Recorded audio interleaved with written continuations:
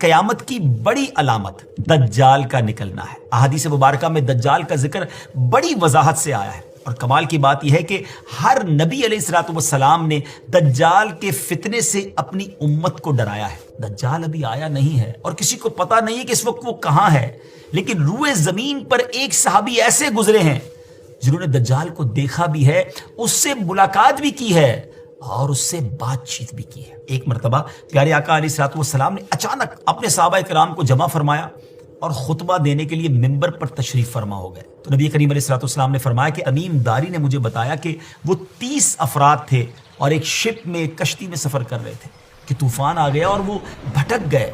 تقریباً مہینہ بھر وہ سمندر میں گھومتے رہے اور ایک دن سورج غروب ہونے کے وقت ایک نامعلوم آئلینڈ پر پہنچے۔ انہیں وہاں سیاہ رنگ کی مخلوق نظر آئی جس کے جسم پر بال بہت زیادہ تھے۔ انہوں نے اس سے پوچھا کہ تم کون ہو؟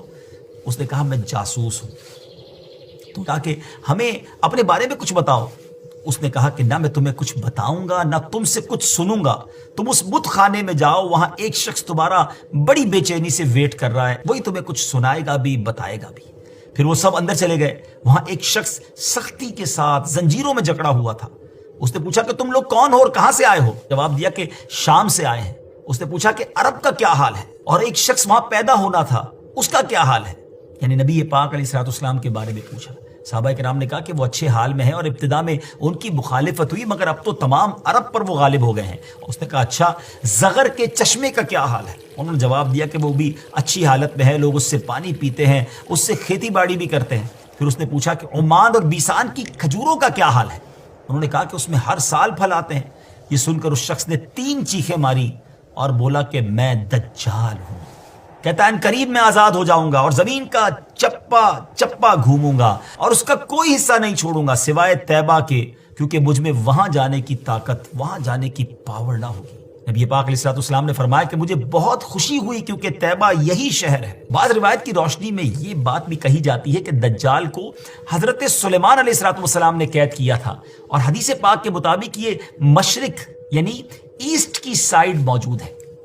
دجال کا فتنہ تاریخ انسانی کی ابتدا سے لے کر انتہا تک تمام فتنوں سے بڑا اور خطرناک فتنہ ہے۔ مختلف احادیث میں دجال کا جو حلیہ بتایا گیا ہے وہ یہ ہے کہ دجال ایک جوان مرد ہوگا، لمبا قد ہوگا، جسم بہت موٹا ہوگا، ایک آنکھ سے کانا ہوگا اور ایک کانی آنکھ ایسی ہوگی جیسے پھولا ہوا انگور، اور جبکہ اس کی ایک آنکھ خون آلود ہوگی۔